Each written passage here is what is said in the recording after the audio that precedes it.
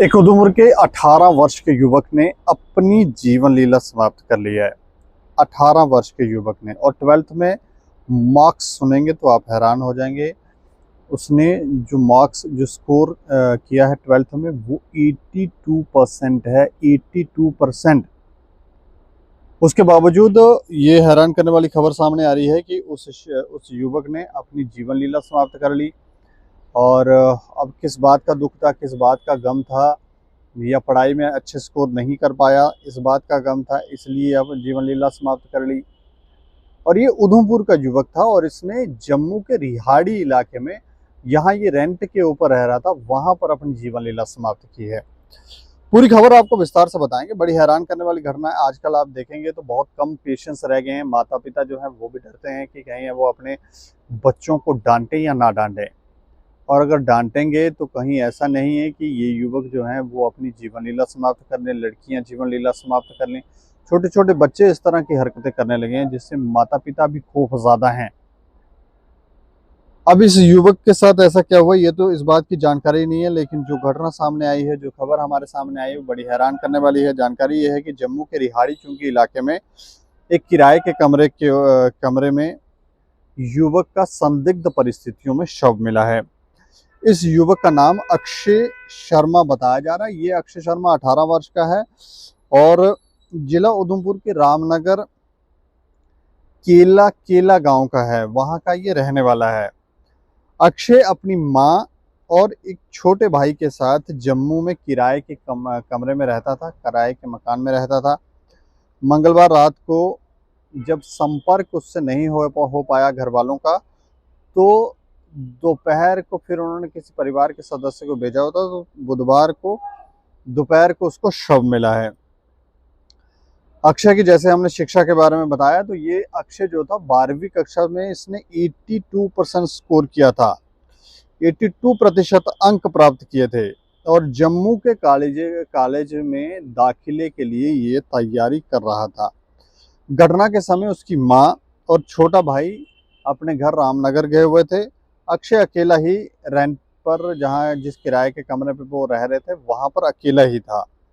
तो अब अकेला छोड़ना भी बच्चों को जो है वो भी काफ़ी मुश्किल है। अकेला छोड़ देंगे तो पता नहीं क्योंकि किस बात की टेंशन है, किस बात की गम है, कोई पता नहीं है।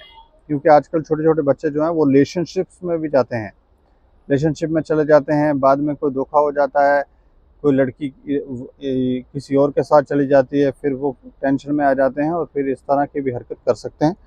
लेकिन इसमें क्या हुआ ये तो जानकारी नहीं है, लेकिन मैं ये घटनाएं बता रहा हूँ, जो घटनाएं आजकल के युवक और युवतियों के साथ हो रही हैं, बच्चों के साथ हो रही हैं। कोई भी संतुष्ट नहीं दिखता है। पहले 18 वर्ष, 20 वर्ष, 22 वर्ष, 25 वर्ष तो पता ही नहीं होता था कि वो कहाँ है। वो खेल कूद में ही लगे होते थे बच्चे,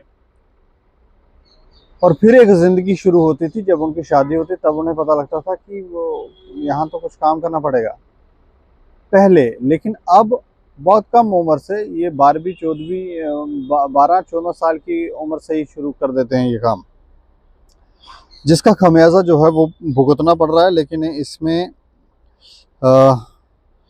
जैसे हमने आपको बताया कि बुधवार दोपहर को संपर्क किया था, लेकिन संपर्क जब नहीं हुआ तो मामा सुनील शर्मा है, उसको भेजा था जाके बेटे को देखा हो कि वो कहाँ गया है, क्या हुआ है, कुछ गड़बड़ तो नहीं है। तो बुधवार दोपहर को संपर्क नहीं हुआ तो मामा को भेजा। खिड़की से जब मामा ने खिड़की से झांक कर देखा तो अक्षय का शव वहां पर फंदे से लटका हुआ था।